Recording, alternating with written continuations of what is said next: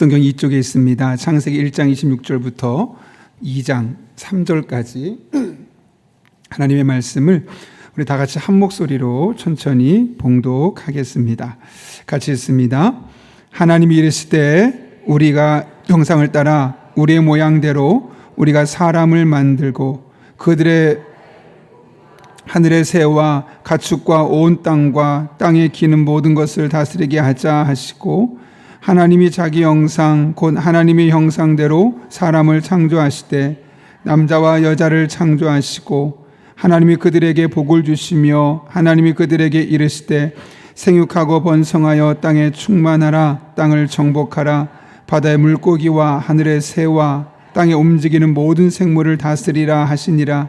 하나님이 이르시되 내가 온 지면에 씨 맺는 모든 채소와 씨 가진 열매 맺는 모든 나무를 너에게 주노니 너희는 먹을거리가 되리라.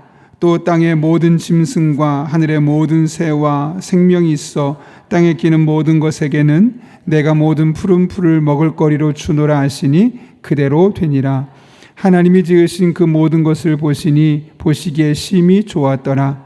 저녁이 되고 아침이 되니 이는 여섯째 날이니라. 천지와 만물이 다 이루어지니라. 하나님이 그가 하시던 일을 일곱째 날에 마치시니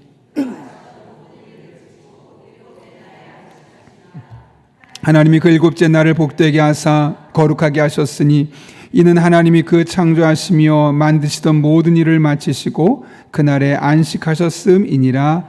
아멘. 우리 함께 기도하고 말씀 나누겠습니다. 거룩하신 아버지 하나님, 2026년을 새해를 시작하며 하나님 앞에 나와 1월 한 달을 기도로 맡기고 올려드리고 기도할 수 있도록 인도하신 은혜 진심으로 감사를 드립니다. 이 시간 우리 한 사람 한 사람에 주신 은혜를 기억하고 또 하나님이 일하실 것을 기대하며 월세금 헌금으로 드린 이 모든 예물을 기쁘게 받아주시옵고 이것이 쓰여지는 교회마다 더욱더 단단하게 세워지고 다시 이 시대 영적인 방주를 쓰임받는 은혜를 맛보게 하여 주옵소서. 하나님 아버지, 하나님의 말씀을 듣습니다. 피곤한 우리의 심령을 깨워주시고 선포된 말씀 가슴에 새기고 한 달을 믿음으로 살아갈 때 이 한 달도 살아 역사하신 하나님이 우리의 하나님으로 만나지는 복된 한 달 되게 하여 주옵소서. 예수님의 이름으로 기도하옵나이다. 아멘. 제가 오래전에 한 탤런트, 여자 탤런트가 왜 살이 안 찌는가에 대한 기사를 실린 것을 하나 보았습니다. 보니까 하루에도 요가를 하고 또 헬스도 하고 러닝도 하고 다양한 운동들을 한다고 합니다. 그 사람의 말에 의하면 운동에 미쳤다고 해도 과언이 아닐 정도로 매일매일 운동을 지나칠 정도로 하는 겁니다. 그러다 보니 몸이 너무 마르는 거죠. 살을 찔 겨를이 없는 겁니다. 여러분, 운동을 열심히 하는 건 물론 필요하고 좋습니다. 그런데 운동을 지나치게 많이 하면서 다른 삶을 살지 못하게 될 때 결국 몸의 균형이 깨지게 되면서 이제는 건강하게 마른 것이 아니라 너무 말라서 건강을 해칠 정도가 되는 것이죠. 이처럼 모든 일에는 균형이 중요합니다. 우리의 일상의 삶에도 균형이 중요하고 영적인 것에도 균형이 중요합니다. 만약 균형이 무너지면 모든 것이 한순간에 무너지기 때문에 그렇죠. 오늘 본문의 말씀은 안식을 바로 그런 측면에서 접근하고 있습니다. 오늘 본문의 말씀 보시게 되면 하나님께서 천지와 만물을 창조하셨다라고 선언하면서 시작합니다. 오늘 특별히 우리는 2장 1절부터 3절까지 말씀을 중심으로 살펴보려고 하는데요. 여러분, 1절이 어떻게 시작하죠? 이렇게 시작합니다. 천지와 만물이 다 이루어지니라. 천지와 만물이 다 이루어졌다고 합니다. 여기 중요한 단어가 하나 있는데 바로 다 이루어지다라는 단어입니다. 원문을 보면 칼라라는 단어를 썼는데요. 이것은 모자람 없이 완전 무결하다, 다시 말하면 완벽하다라고 말씀하고 있는 것이죠.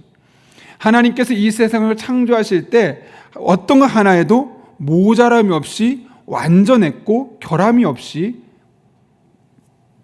지어졌다는 겁니다. 부족함이 없다는 거죠. 미숙함이 없다는 거죠. 예전에 제가 한 다큐멘터리를 봤는데 일본에서 일본 돌을 만드는, 그러니까 일본 칼을 만드는 장인을 이제 취재하는 그런 다큐멘터리였습니다. 여러분, 그 사람이 만든 일본도의 가격이 얼마였을 것 같습니까? 칼인데 칼이 얼마일까요?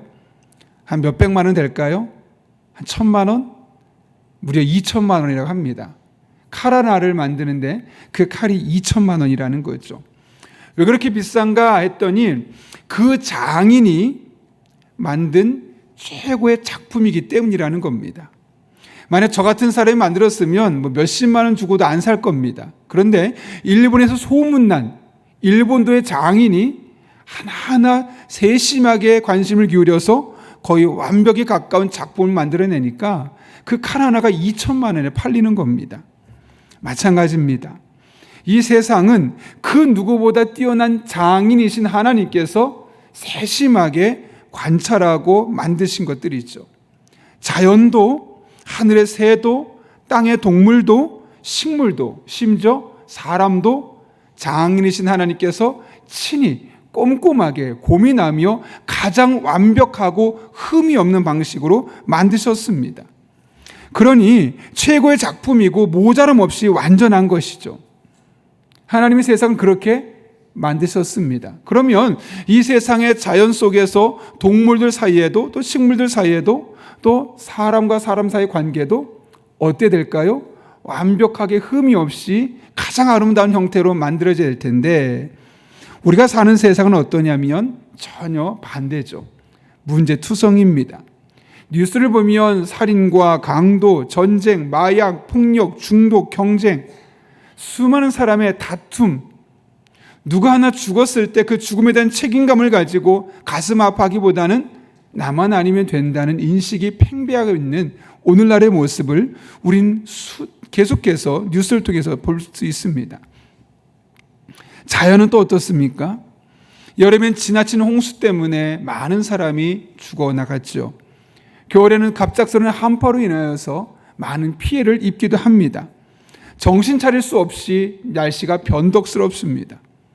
어젠가 그제 제가 뉴스를 보았을 때는 나이아가라 폭포가 예전 같지 않고 많은 부분이 얼었다는 그런 기사를 제가 보았습니다. 이것이 우리가 지금 살고 있는 세상의 모습입니다. 자연, 피조물을 비롯해서 사람이 이르기까지 하나님께서 만드셨던 그 완벽한 모습은 온데간데 없어지고 허점투성이, 문제투성이, 오염된 세상의 모습을 우리가 살아가고 있는 것이죠. 예전에 아내와 한 번은 운동하다가 여보 세상이 어떻게 될까 하고 이야기를 나눴던 적이 있습니다. 저도 아내도 그렇고 동일하게 생각하고 말하는 것은 세상은 점점 더 이기적이 될 것이고 점점 더 악해질 것이고 따라서 자연도 더 많이 파괴될 것이고 재해는 증가하게 될 것이고 흔히 말하는 영화에서만 볼 듯했던 일들이 이제 우리들의 삶의 일상으로 다가가게 될 것이지 않을까 하고 대화를 나눈 적이 있습니다. 아마 세상은 점점 그렇게 되어갈 겁니다. 그렇다면 여러분, 이런 시대 속에서 우리 할 일은 도대체 무엇일까요? 하나님께서 바울을 통해서 그 길을 가르쳐 주셨죠. 디모데후서 3장 1절부터 5절까지 말씀 보게 되면 앞으로 우리가 살아갈 세상, 하나님 만드셨던 그 처음 세상이 아니라 오염되고 무너져서 점점 악화되어가는 세상을 이렇게 이야기합니다. 디모데후서 3장 1절부터 5절까지인데 한번 천천히 읽어볼까요? 시작. 너는 이것을 알라. 말세에 고통하는 때가 이르러 사람들이 자기를 사랑하며 돈을 사랑하며 자랑하며 교만하며 비방하며 부모를 거역하며 감사하지 아니하며 거룩하지 아니하며 무정하며 원통함을 풀지 아니하며 모함하며 절제하지 못하며 사나우며 선한 것을 좋아하지 아니하며 배신하며 조급하며 자만하며 쾌락을 사랑하기를 하나님 사랑하는 것보다 더하며 경건의 모양은 있으나 경건의 능력은 부인하니 이 같은 자들에게서 내가 돌아서라. 이것이 현재 우리가 경험하고 있는 세상의 모습이고 앞으로 우리가 경험하고 우리의 자녀 세대들이 경험할 세상의 모습입니다. 세상은 종말이 점점 가까울수록 이렇게 악해져 갈 것입니다. 이기적이 될 것입니다. 이 말씀을 듣고 나면 참 마음이 답답합니다. 갑갑합니다. 왜냐하면 우리가 바꿀 수 없는 미래이기 때문에 그렇죠. 이 세상이 좋아질 리가 없습니다. 말세로 점점 갈 것이기 때문에 지금보다 내일이 더 나빠질 것이고 내일보다 내년이 점점 나빠질 것은 불을 보듯 자명할 겁니다. 우리가 살아가는 세대 참 힘들죠. 그런데 여러분의 자녀가 살아갈 세대는 더 힘들어질 겁니다.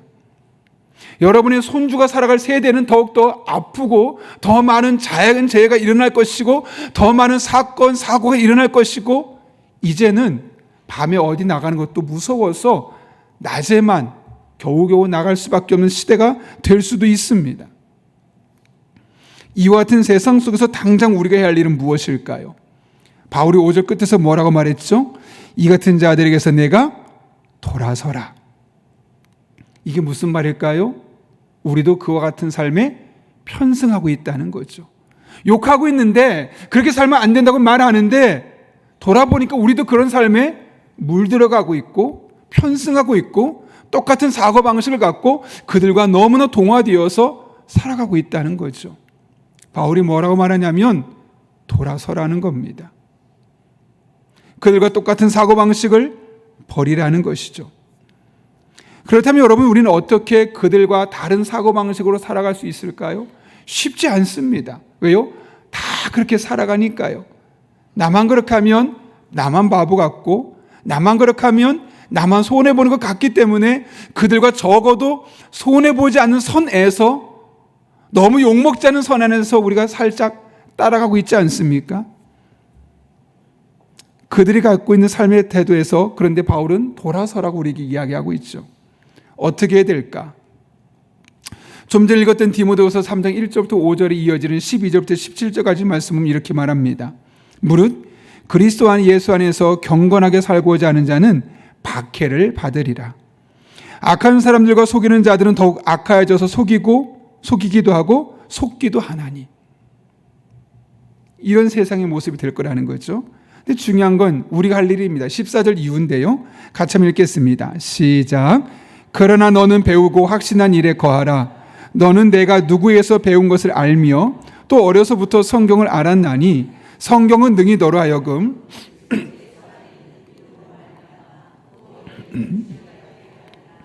모든 성경은 하나님의 감동으로 된 것으로 교훈과 책망과 바르게 함과 의로 교육하기에 유익하니 이는 하나님의 사람으로 온전하게 하며 모든 선한 일을 행할 능력을 갖추게 하려 함이라. 아멘. 단순히 그들의 모습을 따라가지 않는 것, 그건 소극적인 모습입니다. 소극적인 저항이죠. 그러나 우리는 소극적으로 저항할 것이 아니라 적극적으로 그들 앞에 보여줄 모습이 있다는 거죠. 그것은 바로 하나님의 말씀을 가까이 하는 것입니다. 그러나 너는 배우고 확신한 일에 거하라 라고 말하면서 성경에 대해서 이야기합니다. 그 성경은 모든 하나님의 감동으로 된 것으로 교훈과 책망과 바르게 함과 의로 교육하기에 유익해서 하나님의 사람인 우리를 온전하게 하며 모든 선한 일을 행할 능력을 갖출 수 있도록 도와준다고 말씀하는 거죠. 비록 손해를 볼 수 있어도, 지금 당장 비난을 받을 수 있어도, 손가락질을 받을 수 있어도 그런 것에 대해서 저항할 수 있는 강력한 힘을 내 의지가 아니라 성경 말씀이 나에게 부어준다고 분명히 말씀하고 있는 겁니다. 우리를 먼저 온전케 만들어주는 겁니다. 우리는 부족합니다. 이 세상 사람과 똑같이 살고 싶은 영적인 육적인 본능을 갖고 있습니다. 그런 본능을 넘어서서 그들에게서 돌아서서 믿음을 붙잡고 하나님을 의지하며 살 수 있는 힘을 주는 것은 다른 데 있지 않고 하나님의 말씀을 가까이 하며 그 말씀을 진리로 삼고 그 말씀을 따라 살고자 할 때 세상에 역행하면서 믿음의 삶을 살아갈 수가 있는 겁니다. 말씀을 가까이 하지 않는다면 우리는 나도 모르게 세상에 점점 물들어갈 수밖에 없고 동화될 수밖에 없고 내 마음은 믿음으로 살겠다고 거룩하게 살겠다고 순결하게 살겠다고 말하지만 결단하지만 결국 삶은 그들을 따라갈 수밖에 없습니다. 오로지 하나님의 말씀을 가까이 할 때 그 말씀이 나를 온전케 만들어 주어서 그 말씀이 나를 교훈하고 책망하고 바르고 의로운 길로 교육해 주어서 결단하며 영적인 분별력을 가지고 믿음으로 살아갈 수 있도록 만들어 주시는 것이죠. 올 2026년에는 우리 용인영락교회 모든 성도들이 말씀을 더욱더 많이 가까이 할 수 있었으면 합니다. 그래서 올 한 해는 저희가 우리 목사님들과 함께 좀 다양한 성경 공부를 클래스를 오픈하려고 합니다. 특별히 우리 목사님 한 분을 통해서 그런 이야기가 들어오더라고요. 좀 성경을 원어를 가지고 조금 더 깊이 있게 보고 싶습니다 라고 이야기가 있어서 제가 그 성경반을 저녁반으로 준비하려고 합니다. 우리가 겉으로 보여지는 그 성경을 묵상하고 의미하는 것도 참 중요하지만 좀 더 그 당시로 돌아가고 또 그 단어를 왜 썼을까 함께 고민하면서 말씀을 가까이 하고 그렇게 말씀을 배우려는 시간을 가지려고 합니다. 여러분, 하나님의 말씀 매일매일 새벽 말씀 우리 목회자들 통해 선포되는 그 말씀을 듣고 그 말씀으로 나의 삶을 돌아보고 그 말씀으로 나의 삶을 변화시키고 그 말씀을 따라 하루하루 살아가는 저 여러분 될 수 있기를 바랍니다. 그 말씀이 여러분의 삶에 힘을 줄 것이고 영적인 저항력을 줄 것이고 영적인 면역력을 주셔서 세상에서 돌아서서 믿음의 길을 굳건히 걸어갈 수 있도록 도와주실 것입니다. 그런 은혜가 저 여러분의 삶 가운데 날마다 순간마다 경험될 수 있기를 예수님의 이름으로 축원합니다.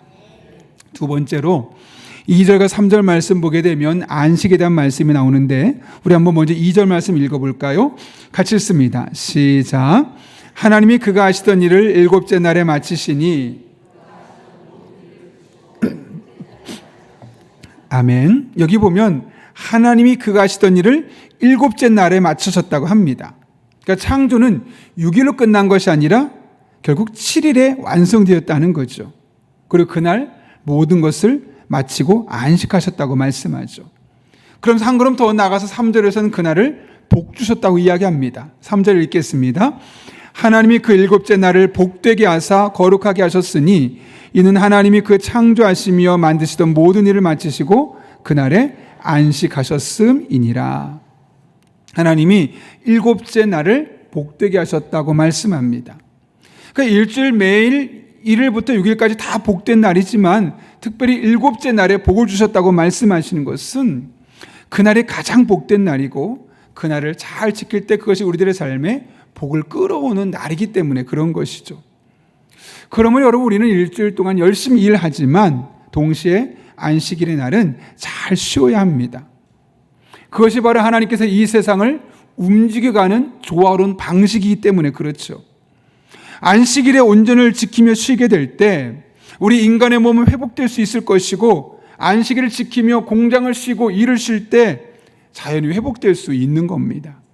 그런 의미에서 우리는 6일 동안 열심히 일하고 하루 쉬기 위한 안식을 넘어서서 오히려 그날을 잘 보낼 때 다른 6일까지 잘 살 수 있게 된다는 의미에서 결국 안식일의 날은 복의 근원이 되는 날이라고 해도 과언이 아닐 겁니다. 그래서 안식일은 단순히 우리가 일을 하는 존재가 아니라 하나님 안에서 쉬는 존재라는 그런 영적인 정체성을 우리에게 주는 것이죠. 뭐라고요? 일만 하는 날이 아니라 일만 하는 존재가 아니라 하나님 안에서 쉬는 존재, 또 하나님 안에서 쉬는 날, 그것이 바로 우리고 그날이 바로 안식일이라는 사실을 우리에게 분명히 말씀하고 있는 겁니다. 그래서 한 신학자는 안식일은 궁극적으로 하나님의 창조 세계와 자신의 지난 날을 돌아보며 감사와 찬양으로 하나님께 나아가며 예배하는 것까지 연결되어야 한다. 그럴 때 그날은 진정한 의미에서 안식이고 그것이 우리에게 복된 날이 될 수 있다고 이야기합니다. 제가 최근에 한 목사님을 만나서 대화를 나누게 됐는데요. 안식년을 다녀오셨는데 6개월을 다녀오셨다고 합니다. 너무 좋았다고 그래요. 이스라엘에서 한 달 동안 이스라엘도 돌아보고 많은 것을 배우고 오고 심지어 집에 돌아왔는데 비밀번호를 까먹을 정도로 그냥 그 이스라엘의 삶과 또 유럽의 종교개혁지를 다 돌아보면서 그냥 이 한국에서의 모든 걸 다 잊어버렸답니다. 한국에 있으면 자꾸 교회 생각이 나고 교회 일을 하게 되고 연락이 오고 하니까 아예 떠나버렸다는 거예요. 오해하지 마십시오. 그냥 놀러 다녔다는 게 아닙니다. 오히려 사역은 완전히 다 멈춰버리고 하나님께만 집중하고 은혜에만 집중하는 시간을 가졌다는 거죠. 그런데 이 효과가 어마어마하게 컸다고 합니다. 올해로 개척한 지 25년이 되었는데 그 어느 해보다도 가장 열정적으로 또 가장 많이 사역했다는 겁니다. 사실 얼마 전까지만 해도 내가 이제 25년이 되어가는데 좀 쉬자 하면서 사역을 점점 줄여가고 있었는데, 그 안식일의 기간 동안 하나님 앞에 온전히 집중하고 사역을 다 내려놓고 정말 믿음과 예배와 기도하는 삶에 집중하다 보니까 너무너무 마음이 행복할 수 있었다는 거죠. 심지어 자신이 개척했을 때보다 더 열심히 더 많은 열정을 가지고 사역을 시작했노라고. 왜냐하면 안식하면서 일보다는, 사역보다는 하나님께 더욱더 집중할 수 있게 되었고, 그 하나님으로 말미암아 그 지쳤던 영혼의 새로운 활력을 공급받을 수 있었기 때문에 그런 시간을 보낼 수 있었노라고. 그래서 더 열정적으로 사역하고 더 에너지 있게 사역하는 그런 올해가 되었다고 지난해죠, 2025년을 회상하는 그런 이야기를 나누었습니다. 우리도 마찬가지 아닐까요? 여러분, 하나님 안에서 진정한 안식을 누릴 수 있기를 바랍니다. 단순히 몸만 쉬는 것이 아니라 하나님의 은혜를 묵상하고 하나님의 사랑에 더욱더 집중하고 하나님께서 기뻐하신 일들을 그 안식일에 행할 수 있기를 바랍니다. 그러면 그 한날의 안식이 여러분의 유기를 더욱더 복되고 의미 있게 만들어 주실 것입니다. 그 한날의 안식이 여러분의 영혼을 지켜줄 것이며 그 한날이 여러분의 일상을 안전하게 보호하는 것을 경험하게 될 것입니다. 바라기는 하나님 안에서 온전한 안식, 하나님을 바라보고 하나님의 은혜를 묵상하며 그분 안에 거하는 삶을 살아갈 때 날마다 순간마다 하나님의 인도하심과 새로운 활력이, 그런 영적인 활력이 여러분 안에 다시 한번 살아날 수 있기를 예수님의 이름으로 축원합니다. 우리 이 시간 그 하나님의 은혜를